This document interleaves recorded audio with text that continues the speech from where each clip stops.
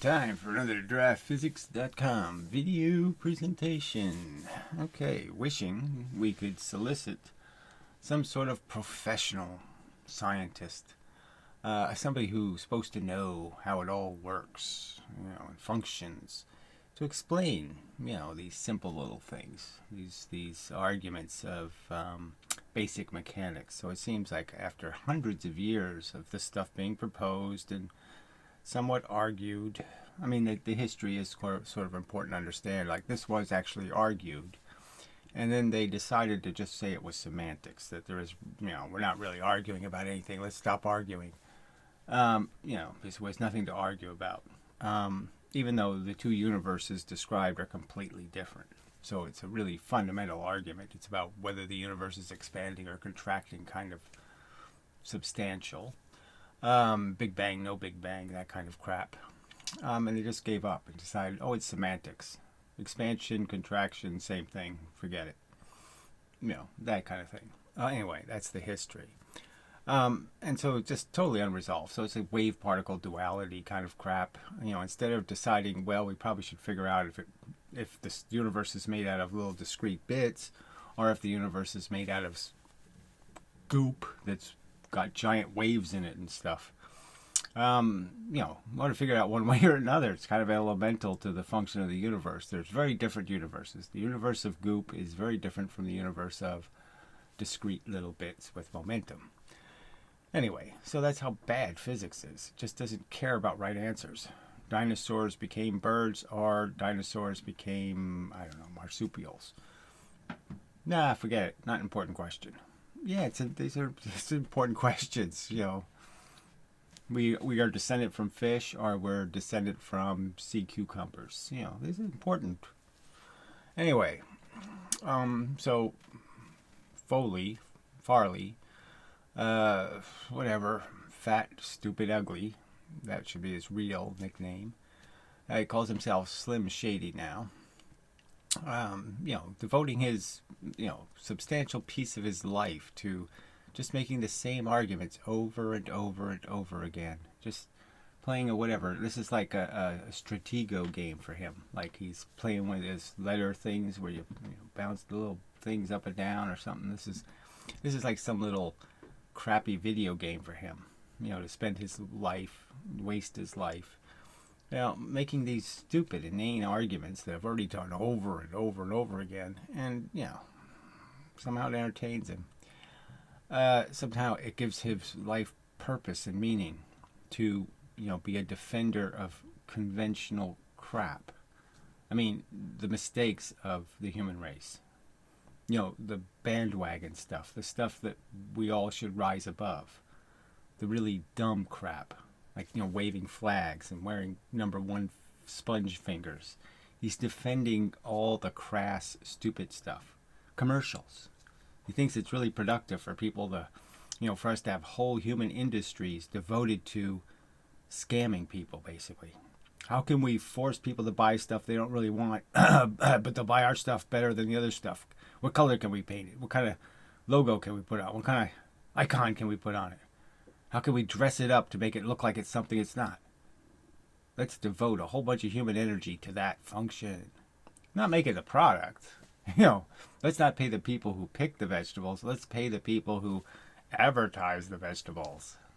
That's so much more important. Pathetic.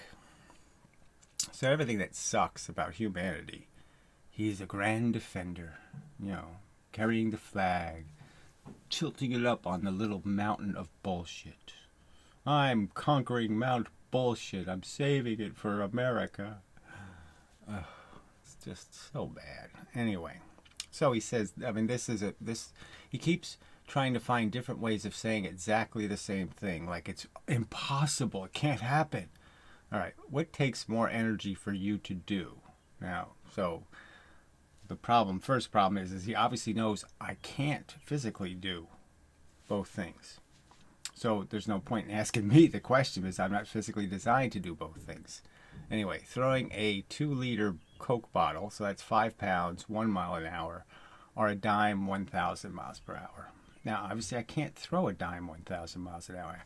because I have to move an arm that weighs like, 2 kilograms. It weighs more, probably weighs more like 10.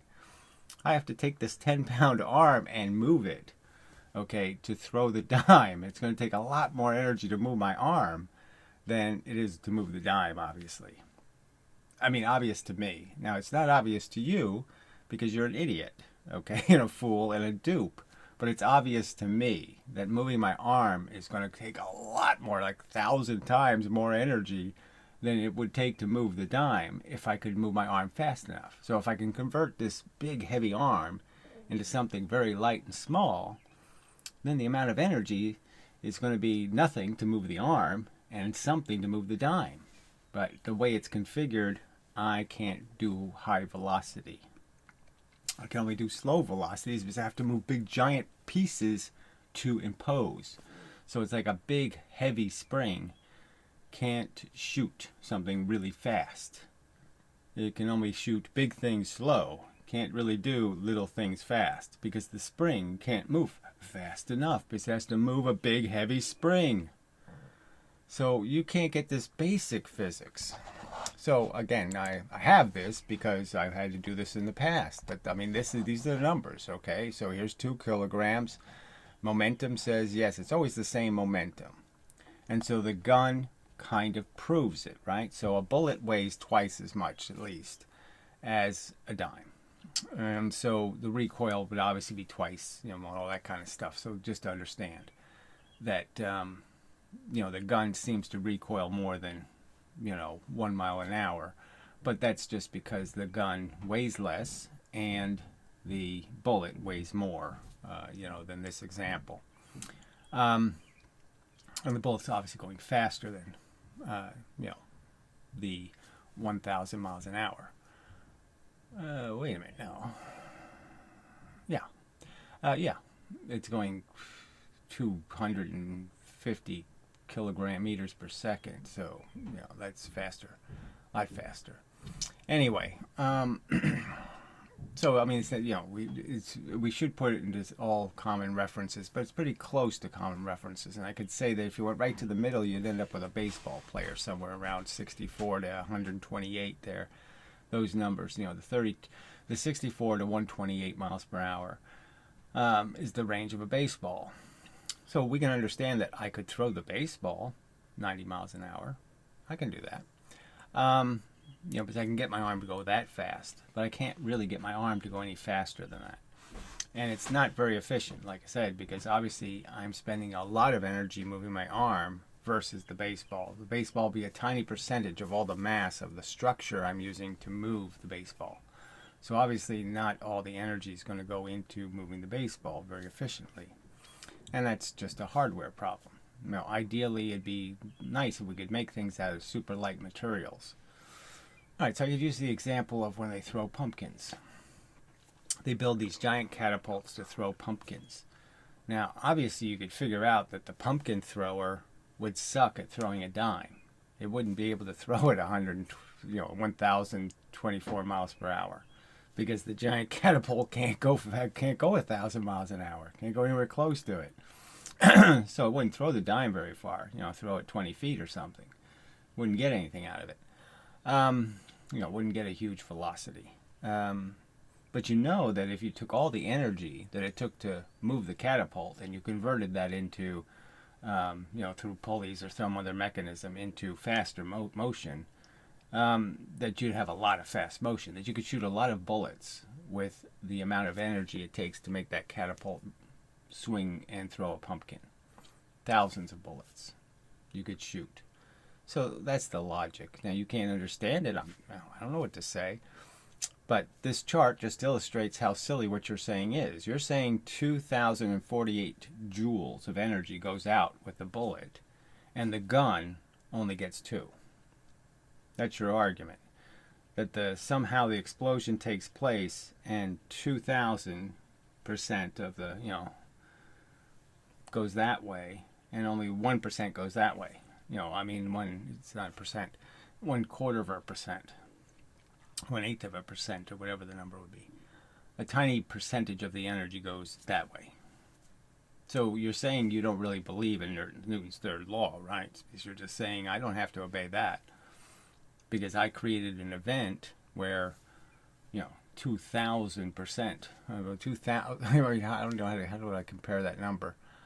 2,000. 1,000 times more energy goes one way than goes the other way. Because it's not the physics Newton described, certainly. So, so I don't know. Clarification somehow. You're saying that this is real energy. So it doesn't apply to Newton's laws. Newton's laws only apply to momentum. Yet momentum doesn't have any meaning because you're saying the real joule number is completely different. 2 versus 2,000. What do you want me to say? I think I don't know how to point it out more. This makes sense to me. I'm sorry it doesn't make sense to you, but this chart makes sense to me. I look at it and it makes perfect sense to me that I make the baseball a little bit heavier and I'm going to throw it less and less fast. The heavier I make the baseball, the slower I'm going to throw it. Now I can't make it lighter and throw it faster. I know that too. Okay, just because I can't move my arm any faster. The fastest a human can move his arm is like 100 miles an hour, and that's it. It's not going to go any faster. So, yeah.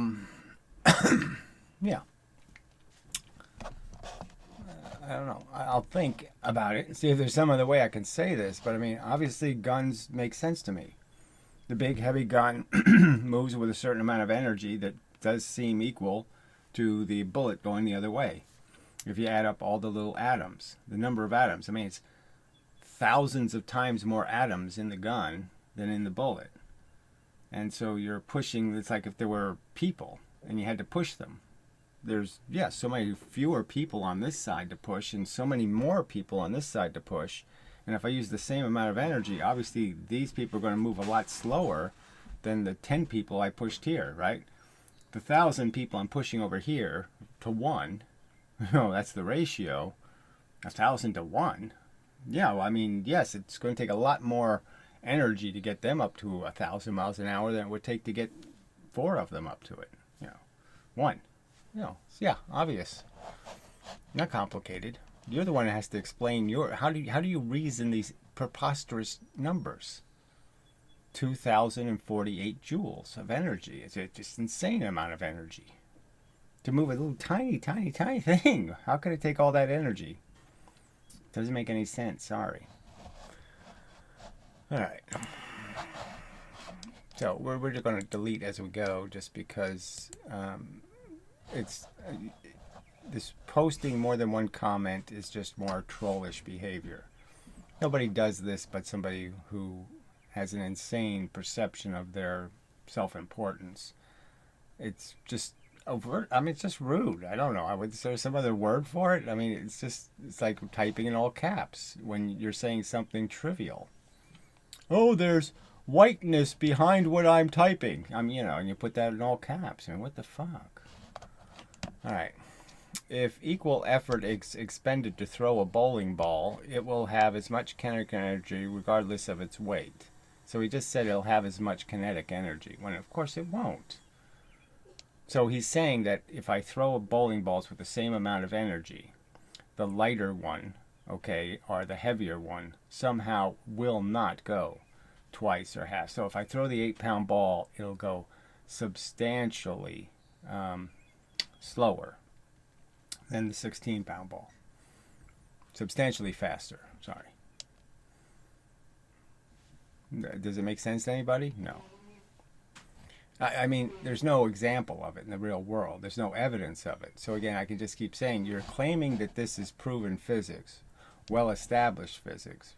We all believe it for some good reason. I'm asking you to show me your good reason, because I don't see any good reason anywhere. I see absolutely zero evidence, physical evidence, to give anyone reason to believe. So if all you had was to present the evidence and you couldn't present arguments, all you could do is present evidence showing it. Where can you show this happening? Where can you show the same spring, that is the same energy? So I use the same spring, I shoot 2 objects. You're saying that if I put one that's twice as heavy on one side, half as much on the other side, that they won't leave with inverse velocities. So again, you disagree with Professor Lewin.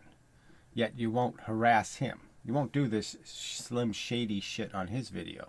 Why don't you do this shit on his video and just say, and type it 6 or 7 or 8 or 10 times on his video and see how that works. And what's your expectation of getting an answer?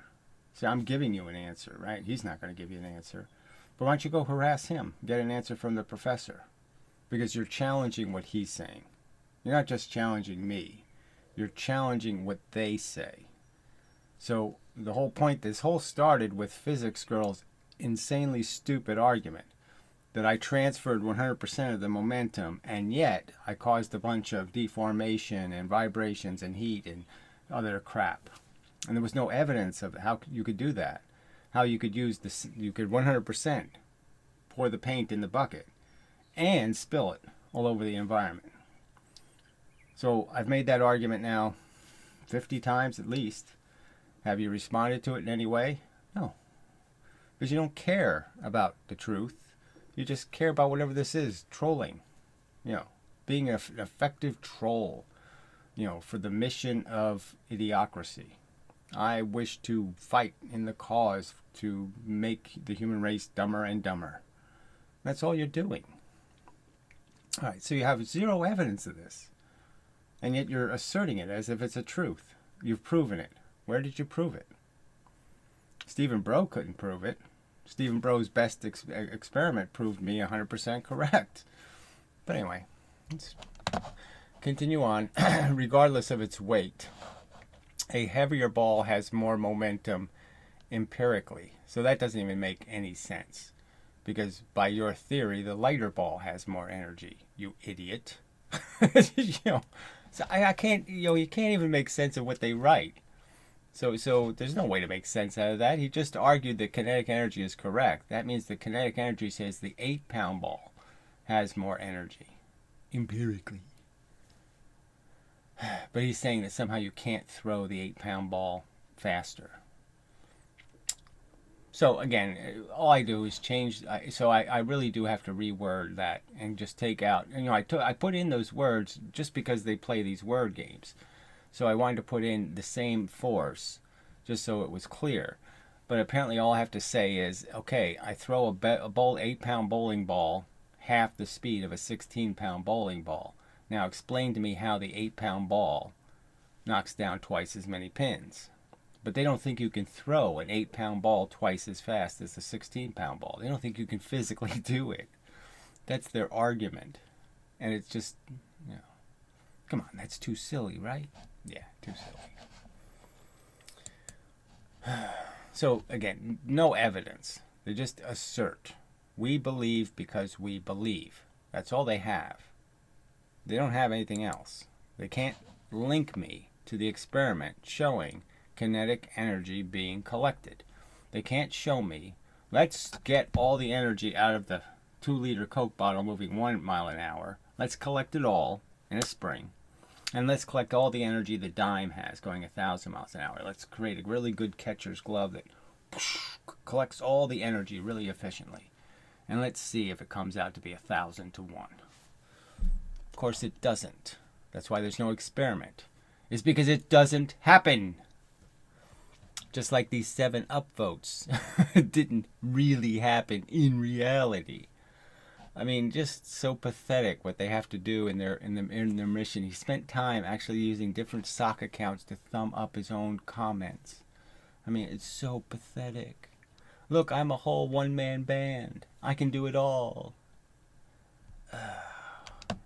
All right, if 2 objects with different weights fall in gravity. Now, that's not the thought experiment. The thought experiment is they're 2 opposite weights, inverse. So one weighs twice as much as the other. You launch them with the same mechanism. One of them goes 4 times higher because it's going to have twice the velocity. But they will land and do exactly the same thing onto the spring. The spring will compress exactly the same amount. Anyway, the same distance. They will not have identical kinetic energies.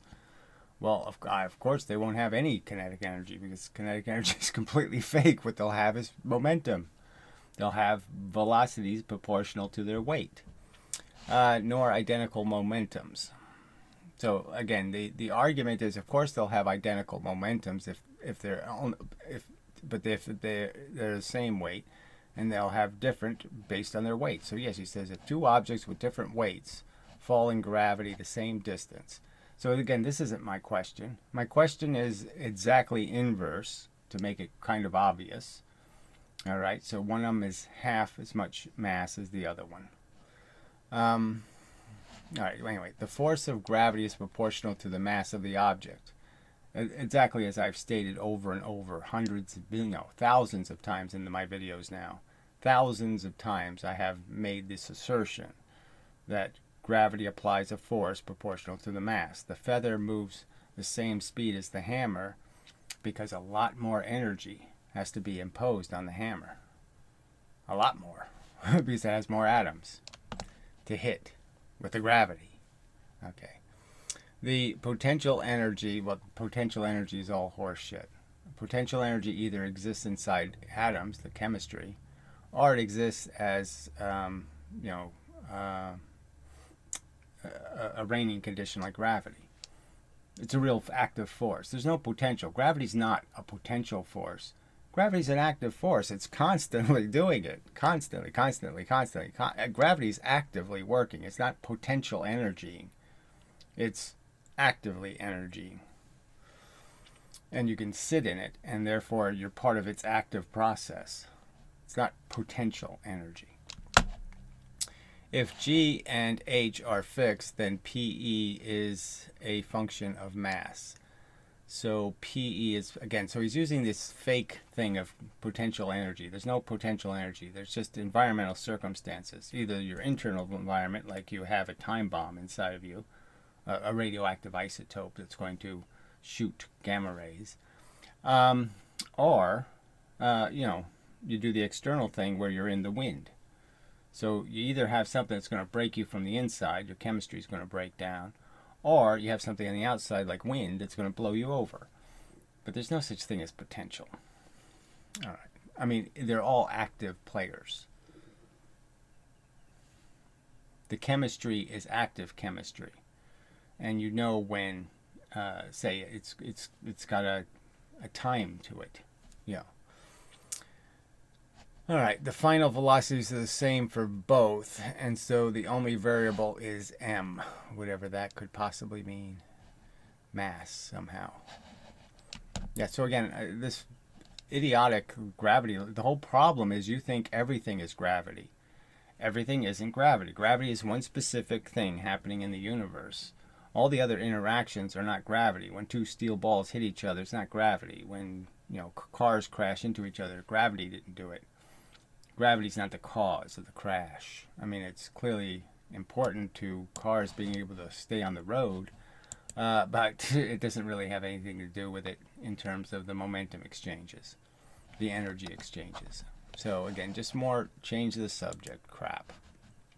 So it had nothing to do with the thought experiment. Thought experiment is basically saying I'm using a force to lift things into the air. At liftoff, they have completely different kinetic energies. They have the same momentum, but completely different kinetic energies. They travel through space. One goes 4 times higher. They both stop, and then they fall. And when they arrive back, again, they're going to compress the spring exactly the same amount, indicating one doesn't have any more energy at liftoff. That's an illusion. There is no more energy. All right. Yeah, so I did this, so delete. All right, I deleted one of my comments. Well, good, because I didn't understand your question at first. Well, apparently you didn't understand any of the other questions either, because these answers aren't even close to responsive to the paradoxes described in the questions.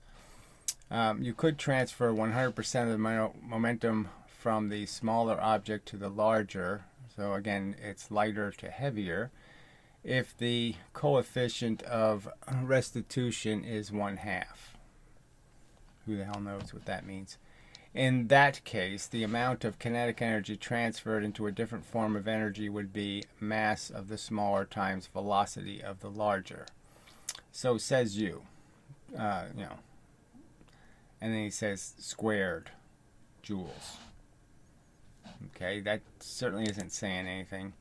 you would have to do the math yourself to see why. You're not going to see anything by doing the math. The math is either a correct or incorrect formulation of reality. The whole point, the whole argument made here is that VMV is not a correct formalization, that VM is the correct answer. Okay, but like you said, you can't understand the math, so what's the point? I can't understand multiplying a velocity times a velocity. I can understand multiplying a velocity times a distance, but not a velocity times a velocity. All right, so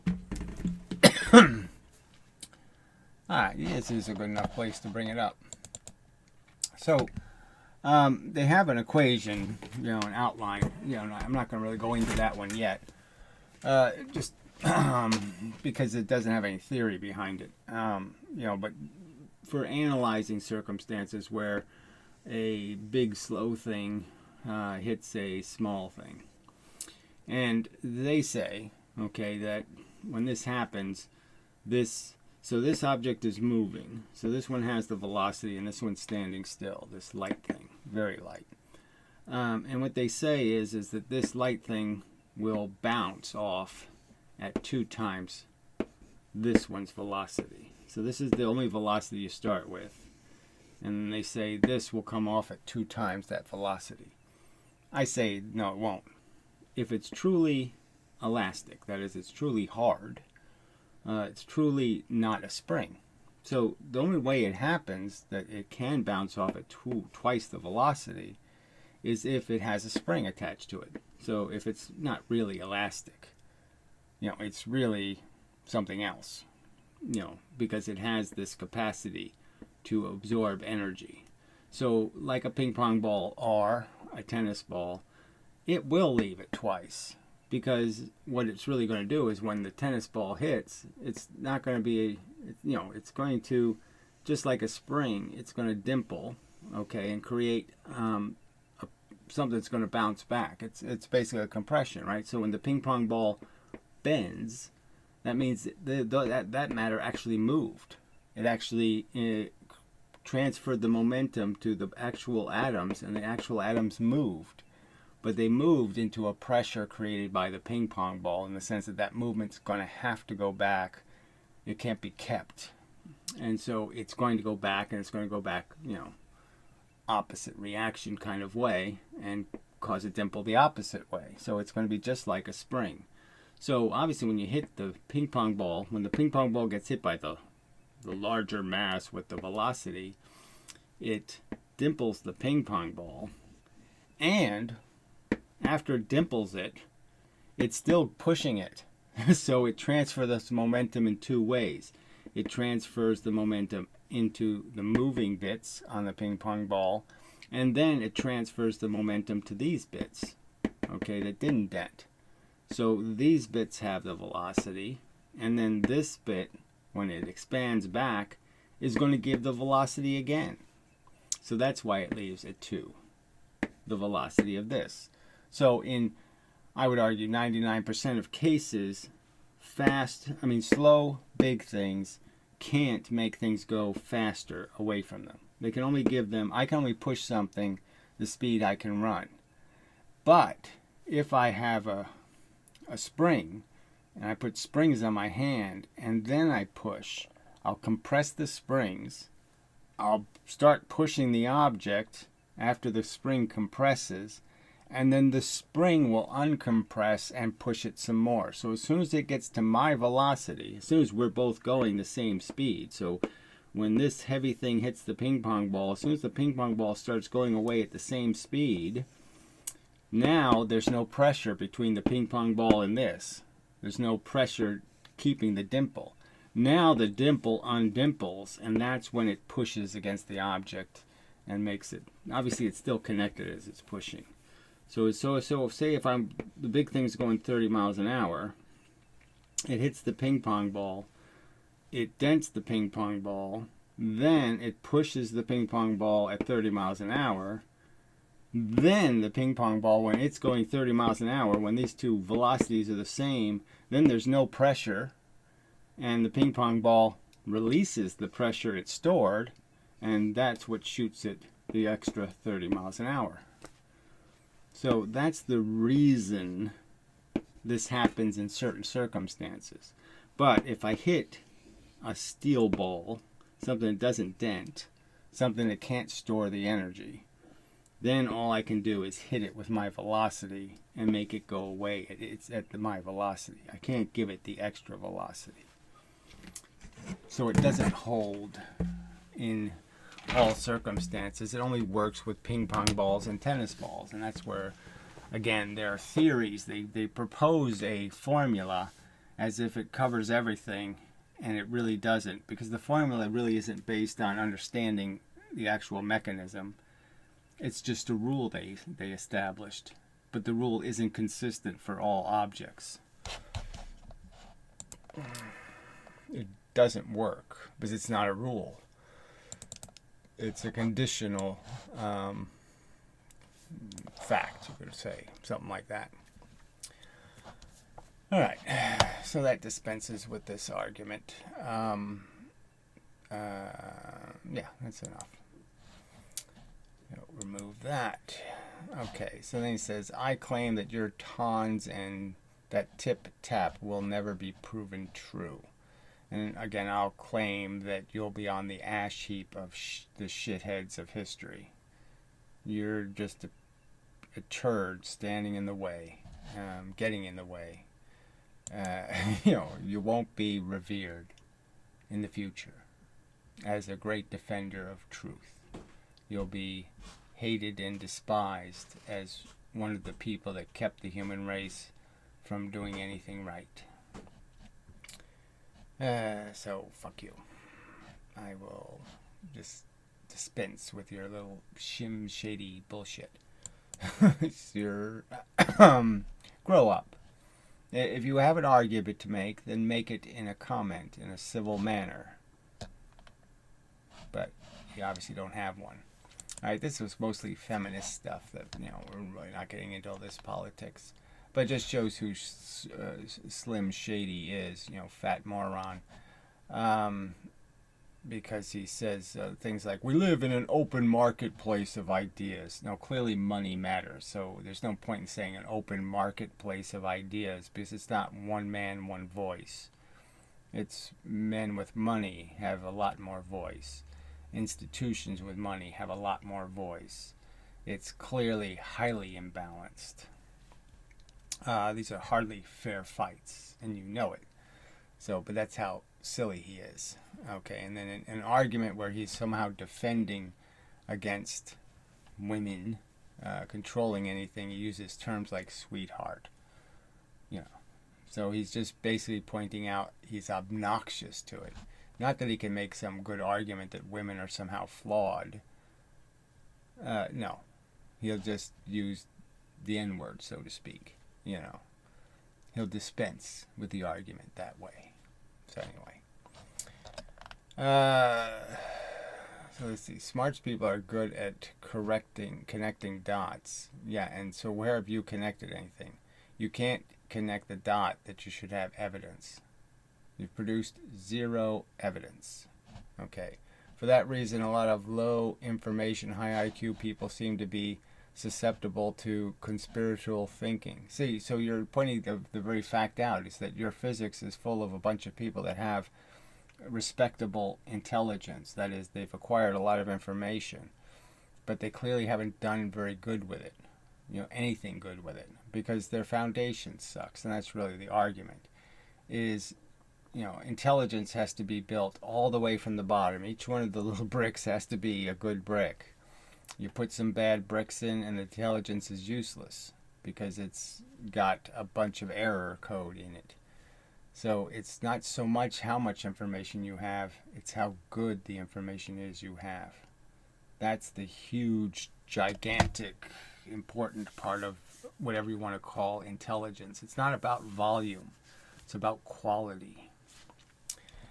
All right, and so he's just making some argument that I guess my intelligence isn't of substantial quality, or whatever. Let's read it. Smart people are good at connecting dots. For that reason, a lot of information. High IQ people seem to be susceptible to conspiratorial thinking. I don't think that's true anyway, but in many cases, it seems to me that the low information is due to either laziness or lack of good education or both. Okay, so again, this is just really stupid when it's clearly I've sought the information. I mean, this is just preposterous. I've watched 1,000 video lectures. I mean, every one of Professor Lewin's videos, numerous times, some of them. You know, the ones from Yale, the ones from the other community college in San Francisco. I mean, it's clearly idiotic to say that there's some sort of laziness in terms of acquiring the information or the evidence.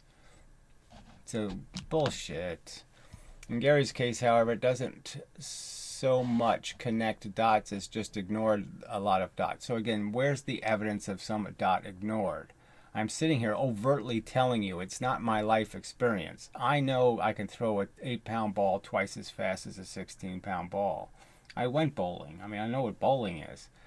And if it isn't twice as fast, it's going to be close enough. And I know the 8-pound ball doesn't have more power to knock down pins because it weighs less and it has to give away its momentum each time it hits a pin. So it can't store as much energy because it doesn't have as much atoms to store it on. So your theory just doesn't make any rational sense.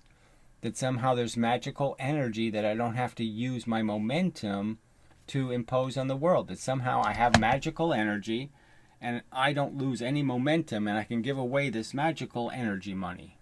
I'm saying there's only one money in the universe. The money is your momentum. That's the only money you can give away. You're saying there's this special stuff, and especially like on dimes, I can give them dimes, tons and tons of this special money that allows them to distribute all this money into the universe and they don't have to lose any momentum. It's silly what you're arguing. All right, so it's just a stupid lie that I've ignored something. No, I have not been provided any reason to believe your theory. You believe there was a Jesus and he walked on water. That's your story. I'm saying, please show me one piece of evidence demonstrating it. You're saying, well, here's the formalization of our silly theory. you know, I don't need your formalization. Your formalization doesn't make any sense. Yeah, we decided to convert a distance into a velocity because, then we could square the velocity. Yeah, it's that simple. Instead of d times v, we just said v times v there. Now Jesus walks on water. We made water into asphalt. That's what our formalization does. It converts water into asphalt because sometimes, they're both flat. So by the flatness category, they're the same thing. I can put an equal sign between them. And because they're both flat, that means I can multiply them, legitimately. I can assume that asphalt is the same as water. So I just change it. Jesus walked on asphalt. And I'll just call it water. See? Isn't that interesting? Yeah, no, that's your convolution. All right, he is smarter than average, but I wouldn't exactly consider him to be some kind of genius like a lot of people do. Yeah, I wouldn't either. Again, the whole argument is your corruptibility. And the only thing I had the advantage of being was have contempt for human beings very early in life. And so by having contempt for human beings very early, that is realizing humans were lying sacks of dirty, smelly shit like you, that they were all manipulative, game-playing, lying sacks of shit, and they all had their own stinking, rotten, crappy, silly agendas, and all waving their own stupid, retarded flags. Our team is the best. Our team is the best. Our team is the best. We're better than you. We're the best. All this competition and bullshit, and it all looked like a bunch of bullshit to me. And it's that very fact that protected me from being a moron like you. Because I didn't jump on any fucking bandwagon. I said, I want to know what it is before I step in it. All right? I was an annoying fuck as a kid just because I complained about everything. Because everything was insufficient. You went to McDonald's, they gave you insufficient napkin. The straw didn't go through the plastic cup thing. Some other kind of bullshit. It was always bullshit somewhere. Everything was bullshit. Everything was dirtier and stickier and sloppier and messier than it should have been. All right? So that's how my brain functions. I hate bandwagons. I hate all of that stuff. But I'm not some kind of retarded goth idiot who decides to, convert that into something other than reason to doubt, not reason to reject. I have reason to doubt people. I don't assume all of them are assholes. I don't assume everything they say is bullshit. I just recognize that I have to understand it. I can't trust them. If they tell me, here's a great deal, you can make twice the money and you can do this, well, I have to understand every element of the deal, or I'm not just buying it because you say so. I don't trust anybody. It's a simple argument. And that's a huge difference between me and you morons. All right. I used to be a fan of his until he started obsessing over the physics stuff. So this is the hilarious. Yeah. So he does all these videos talking about how evil it is to push women downstairs, do this, and do that. All this crap, all his bad ethics stuff. He used to agree with all that until I started doing physics videos. Hilarious. Oh, God. This is just, you people can't be more perfectly ridiculous. This really is like watching Monty Python. I mean, what kind of stupid little thing are you going to do next? I mean, how are you going to be duplicitous? Just be more and more duplicitous. You're just feeding my understanding of just how scuzzy human beings are that you can be this irrational. All right. Seeing the way he argues physics made me realize he argues everything the same way. So again, and what's the big crime I've committed in arguing this physics for 10 years? First, I call the channel DraftScience, because I'm just arguing that this is a draft. Okay, let's play with these ideas and see where it goes. All right, and you couldn't even accept that. You couldn't accept even having the conversation about, maybe they got this bent space thing wrong. Maybe you don't understand gravity. Maybe the guy 350 years ago had a good idea when it comes to understanding gravity as a mechanical structure. Maybe he had something. And you threw rocks at him back then. They threw rocks back then. You're just throwing rocks now because you want it to be this way. Not because somebody's wrong. Oh, God. And commits all of the same fallacies. So whatever that would be, the fallacy of what? Not respecting your icons, not thinking your heroes are heroes? Oh, okay. So for that reason, his physics is instructive. And likewise, your behavior is instructive in understanding why humans have achieved such a high level of suck. Is because you're an example of how cheaty and slimy and corrupt you are. Again, to keep making same arguments I've already responded to, many times, to keep arguing as if there's no counter argument to your mush when there is a counter argument. And you never answer any of the questions. And again, you pretended to address questions, but you didn't even come close to getting to the core of the question. How is Newton's third law a reality if the bullet has 2,000 joules and the gun only has 2? Where's the third law? Can you answer the question? No. Will you answer the question? No. Okay. So, asshole. Alright, well, this comment actually should go away because I blocked him, but apparently that doesn't even work anymore on YouTube. So, unless you go out and physically delete all the shitty little comments, they apparently are sticking. Alright, so I don't know if I need to go in anymore. I could pause and think about it, but I think I made the point about the two velocity thing. You can really, this. You have to understand the universe is mechanical, right? There was a series of videos, the mechanical universe. It's a mechanical universe. Now, even though those videos really weren't about a mechanical universe, it's mechanical. And that's what Leibniz didn't like. And that's why all these people are, doing this horse shit. I mean, some asshole, on Stephen Bro's video, brought up some guy in the 14th century or something, 13th century, who had the idea, that energy was something that was in things. And because there was this guy who had that, he's saying that I somehow distorted the history by bringing up Descartes. You know, I could have brought up Galileo. So this guy was before Galileo. So we're supposed to sit there and acknowledge. And Galileo's the guy who said, I stand on the shoulders of giants. Right? So let's understand. We have to have some sort of language. Now, obviously, nobody thinks this guy invented it just because he didn't put it together. It wasn't a system that worked. Galileo was the first guy who put a pile of it together and made it work as a system.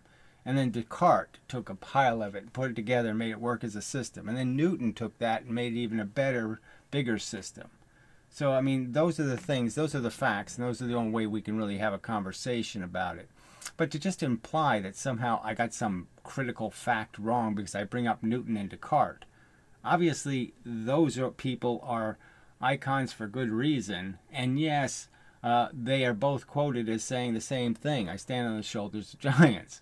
So they are certainly acknowledging the predecessors who gave them pieces of the puzzle. But it is a bigger piece. It is a bigger thing they made out of those pieces. And it's just silly to say they didn't. The other guy didn't invent Newton's mathematics or Newton's laws or any of that other stuff. So it's just silly to say Newton didn't do it. Of course Newton did it. Yes, pieces came from other people. Newton overtly took from Descartes. So, I mean, but I mean, just the pettiness of this bullshit. You know, to say I lied or I distorted something because I didn't acknowledge the contribution of some guy in 1342 is just preposterous when that's not even part of the literature anyway. It's not even part of the common narrative, because the contribution, although meaningful and significant, it really doesn't merit, inclusion. Because if you're going to include that, then you have to include the name of the guy who first put grease on a bearing or something, and another guy who did, I mean, you're just going to have a list of names. You're not going to be doing any physics. You're just going to be reciting names. If you have to put copyright on every word, momentum is copyrighted by, I mean, come on. Too fucking silly. But this is all they got. So instead of providing evidence of kinetic energy being collected and showing that the bullet has 2,000 joules of movement power, it moves 2,000 pieces of matter, that it does so much more work than 2 kilograms going 1 mile an hour. So instead of showing all the work accomplished by the dime, and all the work not accomplished by the 5 pounds, they just resort to this crap instead. So instead of actually proving their walking on water theory, they just keep changing the subject.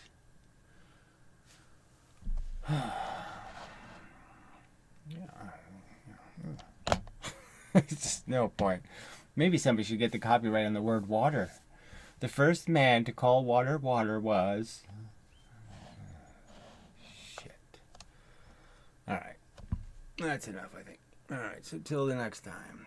So this has been another in a series of videos over a period of years attempting to reason with people who are clearly unreasonable. Belligerently unreasonable. I mean, they're really trying not to be reasonable.